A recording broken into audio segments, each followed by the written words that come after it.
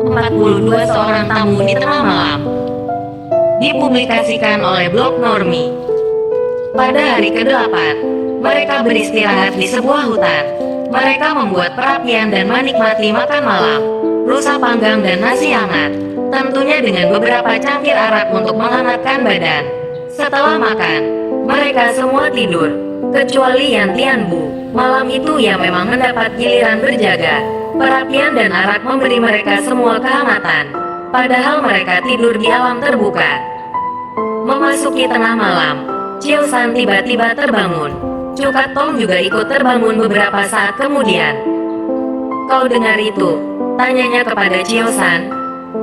Yang ditanya hanya mengangguk-angguk. Yan Tianbu tetap berada di tempatnya. Ia heran. Suara apa yang sedang didengarkan kedua orang itu? Tak berapa lama, muncul bayangan hitam. Seseorang telah muncul di situ. Ia berjalan dengan santai, wajahnya tertutup topeng. "Salam kepada Mo Kau Kaucu dan Raja Maling," kata orang itu sambil menjura. "Salam," jawab Chiu San. "Tuan siapakah?" "Jika kau ingin tahu, silakan ikut aku," jawab si orang bertopeng. "Kau tunggu di sini," kata Chiu San kepada Cukat Tong. Ia lalu beranjak. Bagus, Chiu San memang adalah Chiu San. Wajahnya tertutup topeng, tapi orang bisa melihat bahwa ia sedang tersenyum di balik topengnya. "Silahkan," Chiu San mempersilahkan si orang bertopeng duluan. Ia lalu mengikutinya. Si orang bertopeng bergerak dengan sangat cepat, melompat ke atas dahan pohon, turun lagi, menyelinap ke balik pohon, dan berlari dengan sangat cepat. Karena tidak mendengar suara kaki Chiu San di belakangnya, ia menoleh. Ternyata Chiu San memang masih berada di belakangnya sedang tersenyum memandangnya. Tak berapa lama, setelah si orang bertopeng merasa mereka cukup jauh dari rombongan Chiu San, ia kemudian berhenti di sebuah tanah yang agak lapang. "Aku adalah orang kau cari-cari selama ini," kata si orang bertopeng. "Aku tidak pernah mencari-cari orang. Tuan mungkin salah alamat," jawab Chiu San sambil tersenyum. Jemarinya memainkan rambutnya, sedangkan tangan kirinya terlipat ke belakang. "Aku adalah orang yang merencanakan semua pembunuhan-pembunuhan itu. Akulah otak segala kekacauan dalam Bulim." "Ah, hanya itu yang keluar dari mulut Chiu San. Aku datang untuk memperingatkanmu, untuk tidak mencampuri urusanku. Tuan mungkin lupa, tapi aku tak pernah mencampuri urusanmu. Orang-orangmu yang selalu datang mencariku dan ingin membunuhku." Si orang bertopeng di depan Chiu San seperti kehilangan kata-kata. "Aku tidak menyukaimu, aku ingin kau mati," katanya. "Sudahlah, rencana bodohmu ini aku sudah tahu. Rencana seperti ini hanya membuatku merasa akal pikiranku terhina." "Rencana apa?" Chiu San hanya geleng-geleng, wajahnya menampilkan rasa kecewa. "Kau sedang menggunakan akal, memancing harimau meninggalkan sarang, bukan? Kau berharap saat aku meninggalkan rombonganku, gerombolanmu bisa menyergap dan menyerang rombonganku, bukan? Kau sendiri bukanlah si otak besar itu. Kau cuma orang suruhan," kata Chiu San. Sinar mata si orang bertopeng berkilat kaget. "Kalau kau sudah tahu, kenapa kau tinggalkan mereka?" tanya si orang bertopeng. "Kau bukan hanya meremehkanku, kau pun meremehkan Raja Maling dan Amlin Hua," kata Chiu San. Lalu ia melanjutkan. "Hal ini sudah pasti kalian akan kalah, tapi tetap kau lakukan juga. Ini sudah pasti bukan perintah dari si otak besar. Ini pasti kau sendiri yang merencanakannya. Si otak besar tidak akan melakukan hal sebodoh itu." Lagi-lagi si orang bertopeng menampilkan kekagetannya. Telinga Chiu San telah mendengar suara pertarungan nun jauh di sana, di tempat rombongannya beristirahat. Ia lalu mengerutkan kening. "Kau memang sengaja ingin membunuh teman-temanmu sendiri?" "Chiu San memang Chiu San. Kabar tentang kecerdasanmu memang telah membuatku kagum. Kau benar, aku memang ingin membunuh teman-temanku sendiri dengan meminjam tangan kalian." Chiu San hanya memandanginya saja. Si orang bertopeng melanjutkan. "Tuan kami, orang yang kau sebut si otak besar, telah berhasil mengumpulkan banyak pendekar Kangou untuk tunduk di bawah kekuasaannya. Kami sendiri tidak saling mengenal antar satu sama lain, karena kami selalu menggunakan topeng. Tapi dari jurus-jurus silatnya, akhirnya kami bisa mengenal, walaupun hanya bisa meraba-raba, karena masing-masing menyembunyikan ilmu silatnya yang sebenarnya. Lanjutnya, si otak besar pun memberikan kami kitab-kitab silat sakti. Ia memiliki kitab-kitab silat perguruan-perguruan besar seperti Gobi Pai, Kunlun Pai, dan Hoa San Pai. Bahkan kitab-kitab silat sakti milik Wutong Pai dan Xiaolim Pai pun ia miliki.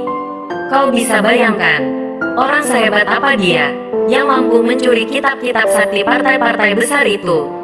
Kitab-kitab ilmu yang sangat mereka rahasiakan. Chiosan hanya mengangguk-angguk. Si orang bertopeng melanjutkan lagi. Maka kau bisa bayangkan betapa hebatnya ilmu kami semua. Orang secerdas dan sesakti kau pun tak akan mampu melawan kehebatan si otak besar dan kami semua. Suara pertempuran nun jauh di sana sudah berhenti. Ah, sudahlah, bukan itu yang ingin ku ceritakan kepadamu.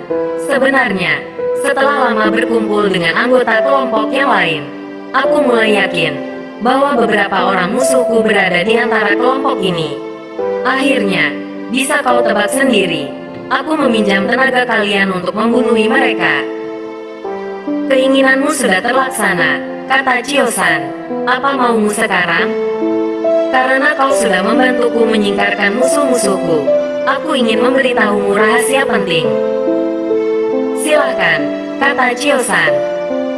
Aku tahu siapa si otak besar itu sebenarnya, kata si orang bertopeng. Kenapa ingin kau beritahukan kepadaku? Tanya Chiosan. Aku benci menjadi budaknya selamanya. Kau tadi bilang aku tak akan mampu melawannya. Kenapa sekarang kau berubah pikiran? Tanya Chiosan lagi.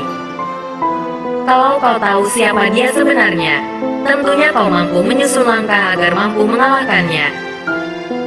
Chiosan tersenyum, lalu bertanya, siapa dia? Dia adalah perempuan paling cantik dan paling kaya di dunia, jawab si orang bertopeng. Maksudmu Hu Jin? Tanya Chiosan. Siapa bilang dia paling cantik dan paling kaya? Si orang bertopeng balik bertanya. Oh, jadi ada lagi, siapa namanya? Kau akan tahu saat kau bertemu dengannya, jawab si orang bertopeng. Chiosan mengangguk-angguk. Terima kasih, katanya. Jika kau berhasil membunuhnya, aku akan datang membawa persembahan kepadamu, kata si orang bertopeng. Sehabis berkata begitu ia sudah melompat hilang dari situ. Tinggallah Chiosan sendirian di sana. Ia lalu berjalan dengan santai kembali ke rombongannya. Benar saja, ada beberapa mayat bergelimpangan di sana. Cukat Tong yang pertama menyambutnya. Kau berhasil mengalahkannya?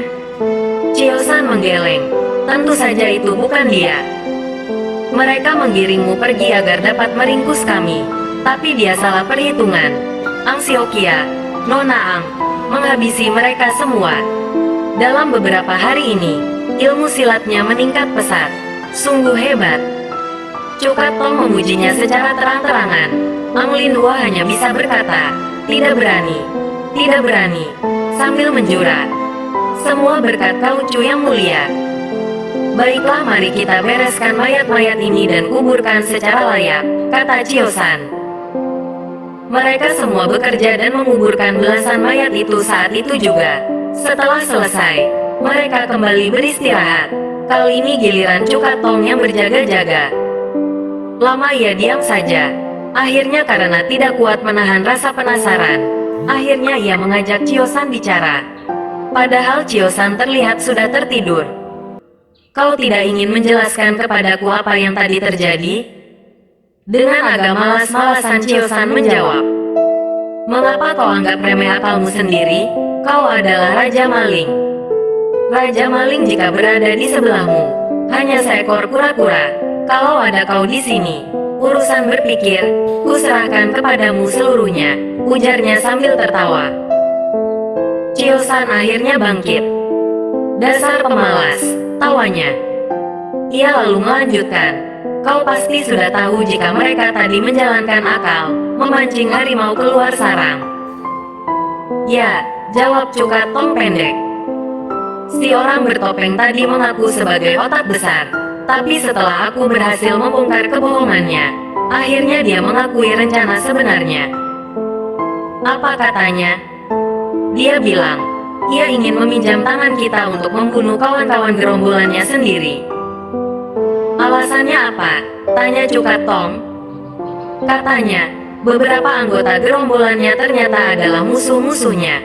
Jadi ia ingin meminjam tangan kita. Jelas Chio-san.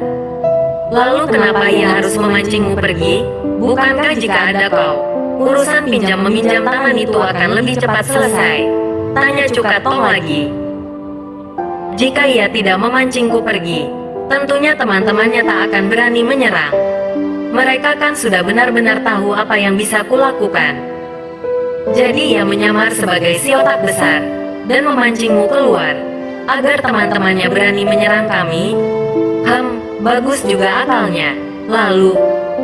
Lalu setelah teman-temannya mati, sebagai ucapan terima kasih, ia memberitahukan sebuah rahasia kepadaku. Rahasia apa? Rahasia jati diri si otak besar yang sebenarnya. Hah, siapa dia? Kata si orang bertopeng.